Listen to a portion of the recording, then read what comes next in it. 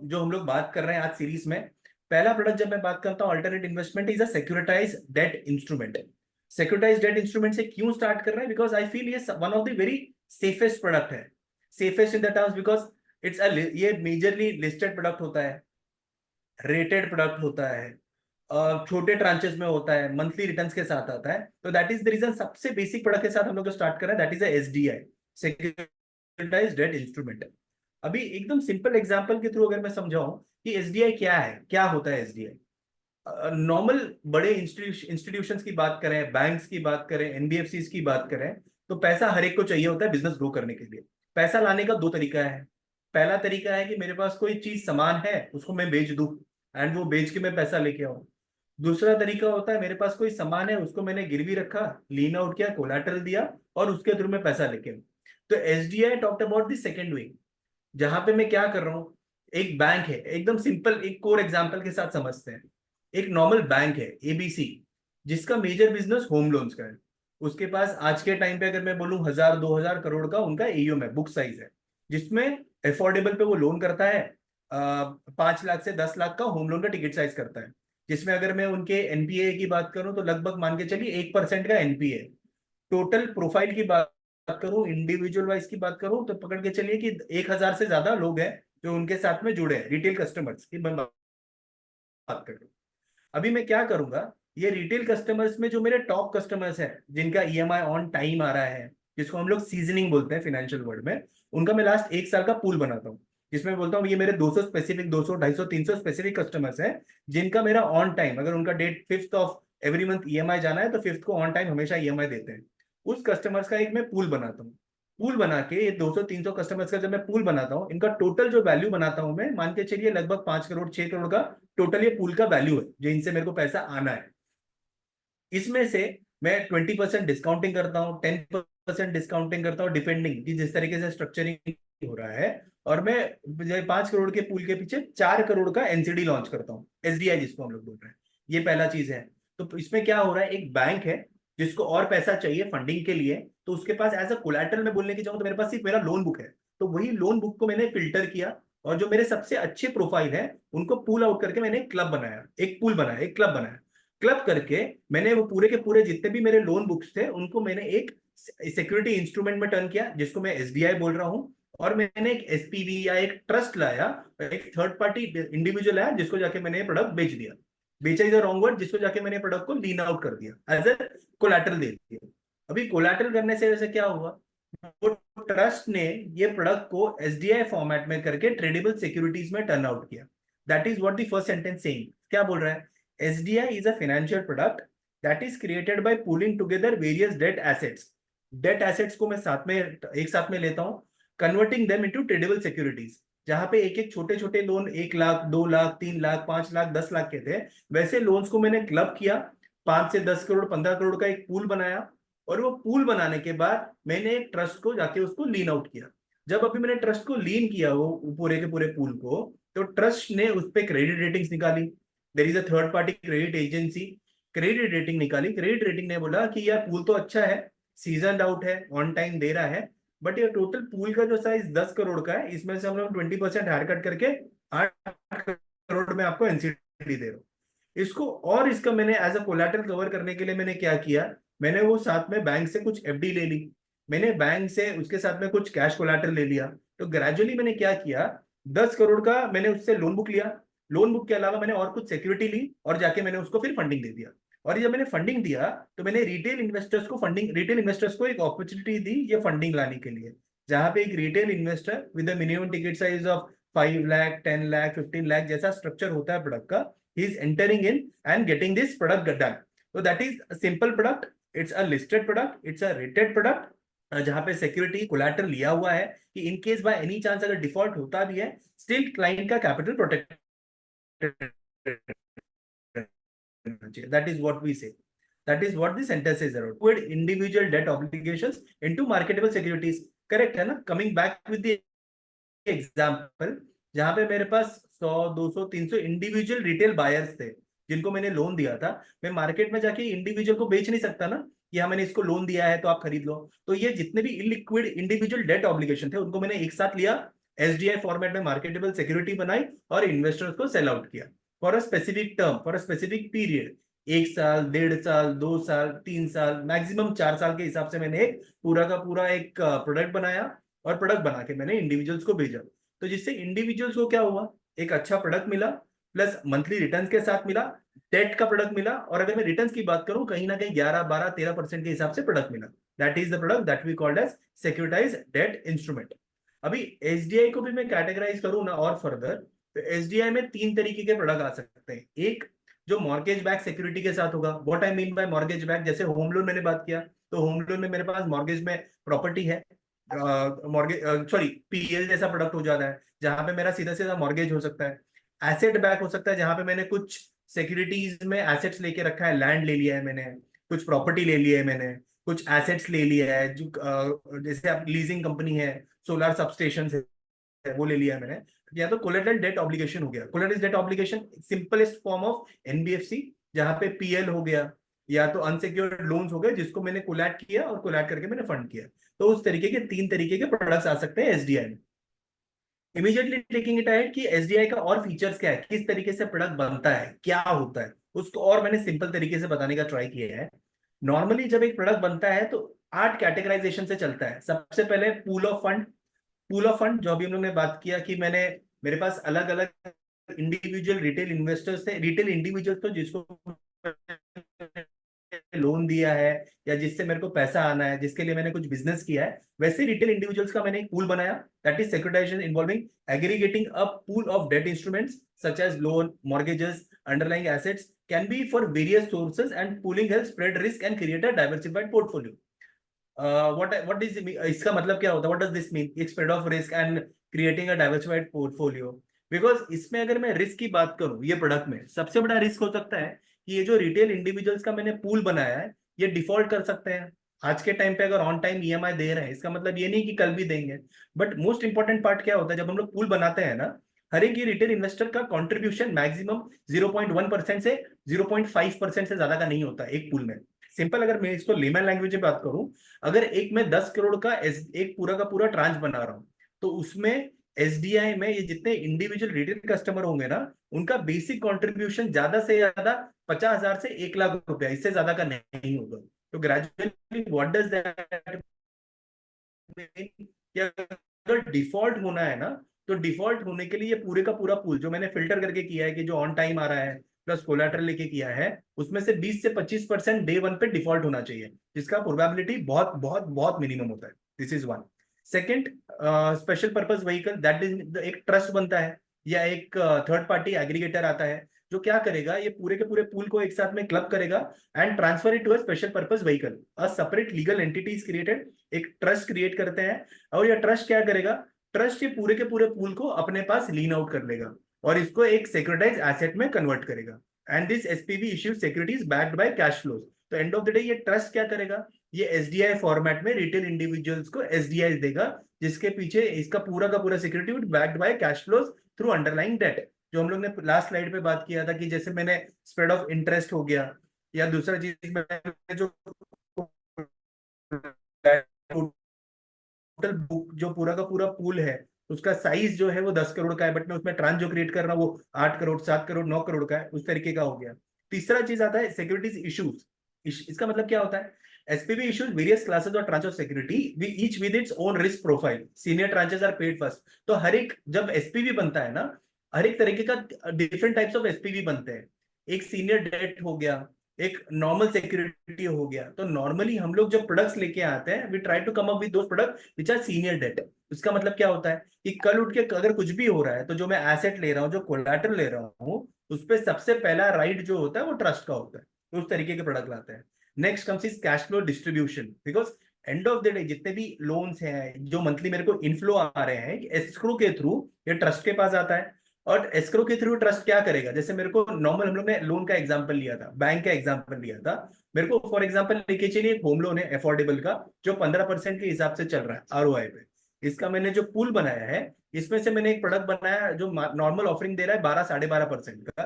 तो end of the day हर महीने मेरे को ईएमआई 15% के हिसाब से आ रहा है इन माई एस्क्रो, जिसमें से 12.5% के हिसाब से मैं रिटर्न अपने रिटेल इंडिविजुअल इन्वेस्टर्स को दे रहा हूँ। तो उस तरीके का कैश फ्लो डिस्ट्रीब्यूशन होता है। देन क्रेडिट एनहांसमेंट्स के लिए there is third party agencies. तो जहां पे हमने क्रेडिट एनहांसमेंट्स के लिए क्या होता है, मेरे को एंड ऑफ द डे अगर जब मैं लोन दे रहा हूँ तो मैं एक चीज पे डिपेंडेंट नहीं रहूंगा, तो मैं क्या करूंगा, और भी तरीके से मैं अपना क्रेडिट एनहांस करता हूँ। कैसे करूंगा, मैं जितना पॉसिबल हो सके उतना और एसेट्स अपने पास जोड़ता हूँ कि मेरा कैपिटल और सेफ हो जाए, और सेफ हो जाए। तो जिसके लिए मैं क्या करूंगा, सबसे पहले चीज मैं ट्राई करूंगा कि यार 10 करोड़ का अगर पूल है मैं उसको 5 करोड़ ही दूं, सो दैट मेरा जो मंथली मेरे को इनफ्लो आ रहा है मेरे आउटफ्लो से ज्यादा हो, सो दैट मेरा रिस्क उतना कम हो जाए। सेकंड में क्या करूंगा, कुछ मैं सिक्योरिटी में ट्राई करूंगा एफडी लेने के लिए, बैंक गारंटी लेने के लिए, या कुछ कोई रिजर्व फंड पड़ा हुआ है वो लेने के लिए, कुछ कैश रिसीवेबल्स पड़ा हुआ है वो लेने के लिए। सो दैट अगर मैं सामने वाले को एसडीआई फॉर्मेट में या ट्रांच के थ्रू 5 करोड़, 7 करोड़, 10 करोड़ दे रहा हूँ, उसके अगेंस्ट में मैंने जो सिक्योरिटी कवरेज लेके रखा है ना, कम से कम 2x 3x 4x का सिक्योरिटी कवरेज है। Next important part comes the rating agency. ये सब रेप्यूटेड रेटिंग एजेंसीज होती हैं, जो पूरा का पूरा जो मैंने स्कोर कार्ड बनाया है, जो चीजें की हैं, वो कौन एक्सेस करेगा, वो कौन चेक करेगा, वो किस तरीके से रिटेल इन्वेस्टर को पता चलेगा। तो that is the reason rating agencies आती है। रेटिंग एजेंसी इसमें आएंगी और ये प्रोडक्ट को रेटिंग्स देती है ऑन डिपेंडिंग स्कोर कार्ड। तो normally it comes from triple A rated से A rated, double A minus, double A, triple, maximum अगर मिनिमम में मैं जाऊं तो डबल बी के नीचे कोई प्रोडक्ट नहीं करते हैं। एंड मैक्सिमम टू मैक्सिमम जो प्रोडक्ट होगा वो ट्रिपल ए से लेके ए रेटिंग के प्रोडक्ट्स होते हैं। But again it doesn't mean कि अगर डबल बी का प्रोडक्ट है तो वो प्रॉब्लमेटिक है। बट डबल बी के प्रोडक्ट का मेजर जो क्लासिफिकेशन जो मैंने देखा है, दैट कम्स इन कि कुछ प्रोडक्ट्स होते हैं जहां पे मेरे को रिटर्न जो है ना वो मंथली नहीं आ रहे होते हैं, क्वार्टरली आ रहे होते हैं, जहां पे मेरा प्रिंसिपल ईयरली आ रहा होता है। Even that plays a very important criteria जिसकी वजह से मेरी रेटिंग डबल बी में आता है। बट वहां पे एक इंपॉर्टेंट एस्पेक्ट होता है सिक्योरिटी कवरेज, कि वहां पे मैंने सिक्योरिटी किस तरीके से ली है, 3x 4x 6x 8x, because बहुत बार सिक्योरिटीज इवन 8x तक का भी कवरेज लिया जाता है। तो ये टोटल डिपेंड्स कि किस तरीके से प्रोडक्ट को स्ट्रक्चरिंग किया है। Now next come the market liquidity part, because most important alternate का हम लोग ने एक प्रॉब्लम बोला था लिक्विडिटी का, लिस्टेड एंड प्रोडक्ट्स का। और एक ब्यूटीफुल पार्ट ये है कि ये SDIs are often traded in secondary market, because ये लिस्टेड प्रोडक्ट होता है, बीएसए में इनका आईएसआईएन नंबर्स होते हैं जो आप क्रॉस चेक कर सकते हैं। तो जिसके वजह से होता है कि सेकेंडरी मार्केट में आप इसको बेच सकते हैं very easily, which is again a very good part. और उससे भी इंपॉर्टेंट और अच्छी beautiful part of this product, ये प्रोडक्ट का नॉर्मल अगर टाइमलाइन देखेंगे ना, तो ग्रेजुअली प्रोडक्ट 1 से 2 साल का होता है, जिसमें आपको मंथली इंटरेस्ट, क्वार्टरली प्रिंसिपल्स, तो ग्रेजुअली आपका इनफ्लो चल रहा होता है। जैसे अगर मैं प्रोडक्ट की बात करूं कि 10 लाख का प्रोडक्ट है, तो जिसमें मेरे को महीने का 10,000 11,000 इंटरेस्ट आ रहा होगा, उसके ऊपर हर क्वार्टरली बेसिस पे मेरे को प्रिंसिपल भी आ रहा होगा, लाख रुपया, 90,000 50,000, उस तरीके से तो इनफ्लो चल रहा होता है। तो उस तरीके के प्रोडक्ट्स हैं। Last most important is the regulatory part. तो जैसे मैंने बोला कि एसडीआई जितने भी प्रोडक्ट होंगे 99.99% of the products would be listed, तो ये सेबी गाइडलाइंस के अंदर होंगे। बैंक से अगर प्रोडक्ट आएंगे तो आरबीआई गाइडलाइंस के साथ होंगे, तो मेजरली कम्स इनटू जुरिडिक्शन। बस फर्क होता है जिस तरीके का प्रोडक्ट है उस तरीके की चीजें आएंगी, but all major of this product would be SEBI regulated products, that is SDI. Friends immediately coming to the next product, थोड़ा सा ज्यादा हो रहा है but just again I am briefing, क्योंकि जैसे मैंने फिर से स्टार्ट में बोला था, आज हम लोग ज्यादा डिटेल ही नहीं करेंगे बट एटलीस्ट बेसिक बेसिक चीजें समझते हैं दो प्रोडक्ट का। जिसका पहला प्रोडक्ट मैंने बात की SDI, that is securitise debt instrument. दूसरा प्रोडक्ट जो मैं बात करना चाह रहा हूँ, जो जाने जा रहा हूँ अभी, that is a fractional real estate. क्यों फ्रैक्शनल रियल एस्टेट जा रहा हूँ? Fractional real estate is one of the most, I would say, opportunity kind of a thing which has come into the market. Second, SEBI government strongly देख रहा है and SEBI has understand the potential as a investor, जो ये product में देखता है, समझता है। एंड जिसके वजह से जस्ट कुछ 6 महीने पहले they launch the white paper, and just last month they came up with their first thing as a product to says as a micro REIT. ठीक है, जहां पे ये प्रोडक्ट का सबसे बड़ा ब्यूटीफुल पार्ट क्या है, रियल एस्टेट का जितने भी प्रॉब्लम स्टेटमेंट्स थे कि एक नॉर्मल एक इंडिविजुअल, व्हेन आई से इन इंडिया स्पेसिफिकली, हर एक इंडिविजुअल अपने नाम पे एक प्रॉपर्टी बाय करना चाहता है, हर एक का एस्पिरेशन है कि यस मेरा एक प्रॉपर्टी होना चाहिए। But problem with real estate is the high value of buying a property, because property का प्राइस जो है बढ़ते जा रहा है। वहीं पे जब मैं बोलूँ एक ready to move in pre lease commercial property जो है in category A kind of location, उसका क्या मतलब है, जैसे अगर मैं मुंबई की बात करूं, या अगर मैं बैंगलोर की बात करूं, या अगर मैं नोएडा की बात करूं, जैसे मुंबई में Bandra Kurla complex BKC, one of the most costliest, most highly demanded location. इस तरीके के लोकेशन में जहां पे प्रॉपर्टी का वैल्यू 25 करोड़, 50 करोड़, 100 करोड़, 200 करोड़, 300 करोड़ है, जहां पे रिटेल कस्टमर मतलब सिर्फ ऐसा है कि हाँ सिर्फ देखता है, सिर्फ देखता रहा है कि यार यहाँ पे कुछ करना है, बट लेने के लिए वो जो टिकट साइज है इट इज टू हाई। वो टिकट साइज अफोर्डेबल लेके रिटेल इन्वेस्टर को लाने का काम करता है fractional investment. Second, fractional real estate. Second property के साथ में दूसरा और एक हेडेक जो आता है वो होता है ऑपरेशनल और मेंटेनेंस का जो एक प्रॉब्लम आता है। क्यों? अगर मैंने प्रॉपर्टी ले भी ली तो उसके साथ में प्रॉपर्टी टैक्स है, मंथली चीजें देखनी है, कल लीकेज का इशू हो गया, टेनेंट छोड़ के जा रहा है, ये हो रहा है, वो हो रहा है, ऑन टाइम दे नहीं रहा है, बार बार उठ के जाना है, ये करना है, वो करना है, ये दूसरा हेडेक है जो फ्रैक्शनल रियल एस्टेट निकाल के देता है। Because they make the product so much fair enough, एक प्रॉपर तरीके से एक मैनेजमेंट कंपनी आती है जो आपके बिहाफ पे पूरी प्रॉपर्टी का टेक केयर करती है। It's not only operational but in a proper way handling the property, property को सिक्योर रखना, प्रॉपर्टी का प्रॉपर तरीके से अप्रिसिएशन देखना। ये third and most important part is exit, क्योंकि जो हम लोग बोलते हैं प्रॉपर्टी में लिक्विडेशन सबसे बड़ा प्रॉब्लम है कि आज तो मैंने प्रॉपर्टी खरीद तो ली, बट कल मेरे को जब प्रॉपर्टी बेचना है, बेचने में मेरे को कभी 2 महीना लग रहा है, कभी 4 महीना लग रहा है, कभी 6 महीने लग रहा है, कभी 1 साल लग रहा है। बट फ्रेंड्स एक चीज समझना बहुत जरूरी है, जो करेक्ट प्रॉपर्टी होती है ना, अगर एक सही लोकेशन पे लिया है, सही प्राइस पे लिया है, वो प्रॉपर्टी को एग्जिट कराना कभी जल्दी प्रॉब्लम नहीं होता है। नॉर्मल अगर मैं उसका भी टाइम फ्रेम की बात करूं ना, तो normally it takes around maximum two maximum a month और टू, अगर मैंने सही प्राइस पे सही लोकेशन लिया है। एग्जाम्पल लेके देता हूँ फिर से, जैसे अगर आज के टाइम पे wherever we are staying, let's say I stay in अंधेरी, अंधेरी में मेरा एक प्रॉपर्टी है, मेरे मैं जिस बिल्डिंग में रहता हूँ उस बिल्डिंग में नॉर्मल एग्जांपल लिखे चलिए 1 BHK का प्राइस है 1.5 करोड़ रुपए, ठीक है। अगर सेम बिल्डिंग में 1 BHK अगर कोई लेके आता है 1 करोड़ 20 लाख में, जस्ट 30 लाख डाउन पे, जिसको हम लोग डिस्ट्रेस सेल बोलते हैं, ये मेरे ख्याल से 1 हफ्ता 10 दिन के अंदर बिक जाएगा। तो दैट इज इंपॉर्टेंट कि मैं क्या प्राइस पे ले रहा हूं, सो दैट कल में क्या बात में एक प्रोडक्ट स्टार्ट हुआ, that is known as fractional real estate, that is what we are talking. तो again going with the sentences जो हमने बात किया, fractional real estate refers to the practice of dividing ownership of a real estate asset into smaller and tradeable shares, allowing multiple investors to collectively own a portion of the property।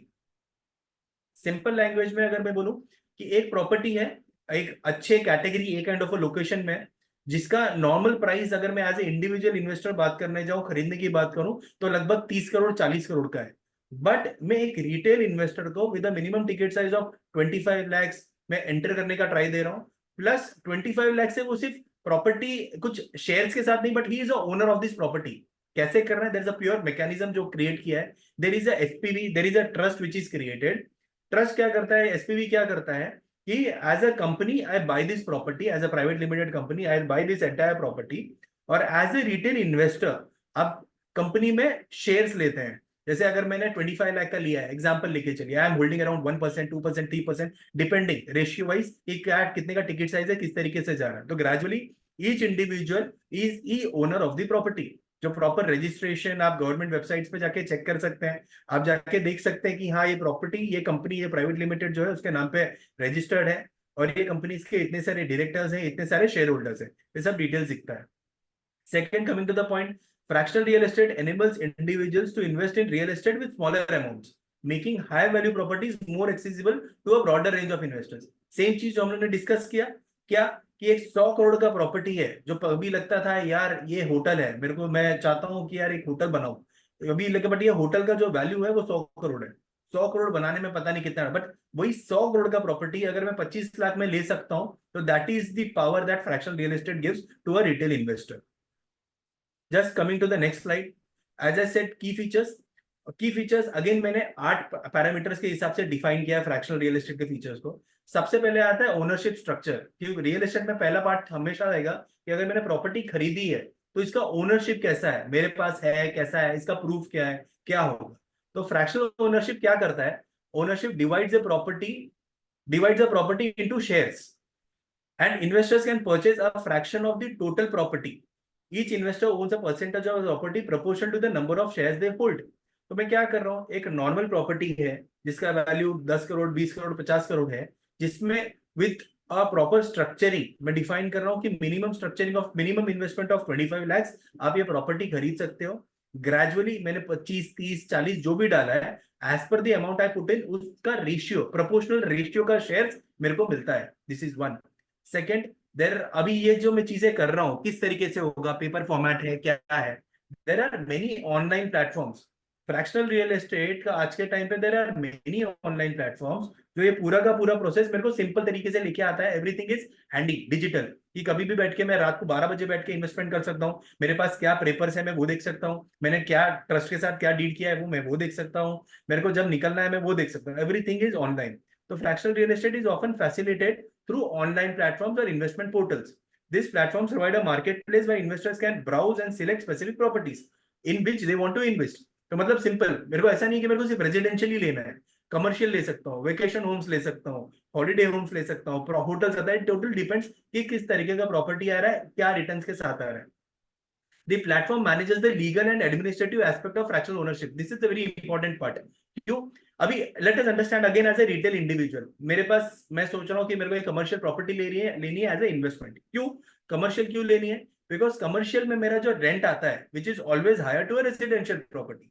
One, कल मेरा appreciation भी जो commercial में देखता हूँ is always higher to a residential property. But most important आ जाता है लीगल पार्ट में और एडमिनिस्ट्रेटिव पार्ट में। बिकॉज एज ए रिटेल जब मैं 1 करोड़, 1.5 करोड़, 2 करोड़ का प्रॉपर्टी खरीदने जाता हूँ, I have my limited access. मैं वही लीगल वाले के पास जाऊंगा, उसको कुछ कॉस्ट एक्सपेंस दूंगा, प्लस मैं रजिस्ट्रेशन वाले से चेक कर लूंगा या लोकल ब्रोकर से चेक कर लूंगा। But going through this online platform सबसे अच्छी बात ये होती है कि लीगल अगर आप इनकम चेक करेंगे ना, तो legal are renowned individuals pan India level, because property का वैल्यू बड़ा होता है ना। जिस 25 करोड़, 30 करोड़, 50 करोड़ का प्रॉपर्टी, तो टाइटल क्लियरेंस से लेके प्रॉपर्टी के बैकग्राउंड से लेके जो चीजें होती है, इंडिया के टॉप लेवल के जो लीगल कंसल्टेंसी फर्म्स हैं वो देखती हैं। तो मेरा हेडेक पहला खत्म। सेकंड, एडमिनिस्ट्रेटिव की मैं बात करूं तो जो टॉप लाइन मैनेजमेंट कंपनीज है वो पूरा का पूरा एडमिनिस्ट्रेशन देखती है, तो अगेन वो भी मेरा हेडेक खत्म हो जाता है। Next, lower entry cost. जहां पे मैंने बोला ये प्रॉपर्टी का वैल्यू जो 25-30 करोड़ की प्रॉपर्टी है, ये प्रॉपर्टी मेरे को खरीदने मिल रहा है 25 लाख पे विद मिनिमम इन्वेस्टमेंट, तो मेरा एंट्री कॉस्ट छोटा हो जाता है। डाइवर्सिफिकेशन, फ्रैक्शनल ओनरशिप मेरे को डाइवर्सिफिकेशन का भी ये देता है। बिकॉज अगर मेरे को रियल एस्टेट ही खरीदना है, एग्जांपल ले लीजिए, तो रियल एस्टेट में 1 करोड़, 1.5 करोड़ से छोटे प्राइस पे कुछ मिलेगा नहीं। बट अगर मैं 1 करोड़ डालना ही है मेरे को रियल एस्टेट में, तो why should I by one property? मैं 1 करोड़ में 4 प्रॉपर्टी बाय कर सकता हूँ, एक प्रॉपर्टी मुंबई में, एक प्रॉपर्टी पुणे में, एक प्रॉपर्टी बैंगलोर में, तो जिससे मेरा रिस्क एज प्लस रिटर्न दोनों में डाइवर्सिफिकेशन आता है। Next coming the liquidity part, जो नॉर्मल रियल एस्टेट का प्रॉब्लम है, जो मैं बात कर रहा था कि कल उठ के एंट्री तो कर लिया बट एग्जिट कैसे करूं। But again I am coming to the statement, अगर मैंने सही प्रॉपर्टी सही प्राइस पे लिया है तो एग्जिट लिक्विडिटी कभी प्रॉब्लम नहीं आता है। और उसके साथ में जितने भी ऑनलाइन प्लेटफॉर्म्स हैं, they are creating their secondary market as well. What does that mean? एक मैंने आइडियल सिचुएशन तो रखा ही है बेचने का, उसके अलावा भी अगर आपको कभी भी बीच में बेचना है, this platforms definitely help you up in the secondary market sale of your shares. तो ग्रेजुअली मेरा लिक्विडिटी भी उतना फास्ट होता है। Next comes the property type, जो हम लोगों ने ऑलरेडी कवर कर लिया है कि रेजिडेंशियल, कमर्शियल तरीके के प्रॉपर्टीज आती है। Last winding my things in next just 2 minutes, इसके साथ में आ जाता है जो सबसे बड़ा मैंने बात किया था हेडेक का, that is maintenance and management. तो मैनेजमेंट और मेंटेनेंस का रिस्पॉन्सिबिलिटीज के लिए भी there is a property management company, reputed property management companies like JLL, CBRE, top ones, जो प्रॉपर्टी का टेक केयर करती है ना proper official way. There is a third party director जो हर साल AGMs टेक केयर करता है, and as a retail investors you get to know about day to day updates of your property, जो आपको आपके प्लेटफॉर्म के थ्रू, प्रॉपर्टी के वैल्यूएशंस के थ्रू आपको हर साल बताता है। Last comes the beautiful part of the returns. ये प्रॉपर्टी जितने भी हम लोग लाते हैं ना, this are all pre lease property. तो ग्रेजुअली क्या होता है, इस प्रॉपर्टी पे आपको रेंटल इनकम्स जो आते हैं ना ऑन एन एवरेज, क्योंकि अच्छे लोकेशन पे अच्छे कैटेगरी ऑफ टेनेंट के साथ होती है, तो इसमें जो रिटर्न्स आता है आपको ऑन एन एवरेज की अगर बात करूं मैं, 7.5, 8.5% का रेंटल रिटर्न है। This are the debt return. Simple way, 25 lakh के मिनिमम टिकट साइज का जब इन्वेस्टमेंट करते हैं, एक मैं हाई ग्रेड प्रॉपर्टी खरीद रहा हूँ जिसके साथ में मेरे को महीने का 15-16 हजार का फिक्स रेंटल रिटर्न आ रहा है, प्लस मैं अप्रिसिएशन की जब मैं बात करता हूँ 3 से 4 साल का प्रोडक्ट होते हैं, जहां पे on minimum to minimum side मैं 14-15% का IRR की बात कर रहा हूँ। क्योंकि जहां पे अगर किसी ने 25 लाख इन्वेस्ट किया है इन अ स्पैन ऑफ 3-4 इयर्स, लगभग अराउंड 36 लाख से लेके 40-42 लाख का रिटर्न लेके आ रहा है। That is the beauty of fractional real estate.